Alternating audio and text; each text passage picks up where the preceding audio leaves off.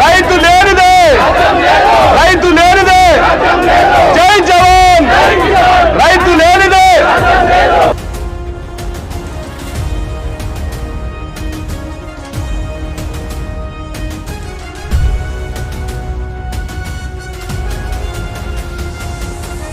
ఇప్పటికే బాకీలలో ఉన్నాం మళ్ళా బాధలు ప్రారంభమైనాయి కాబట్టి ఆ రైతు రుణమాఫీ కావాలని చెప్పినాం తప్ప మేము అడిగిందేమన్నా ఎవరు అయ్యే సొమ్మని ఇయ్యమంటామా ఈ రైతుల సొమ్మే మీరు ఇస్తాన్నది.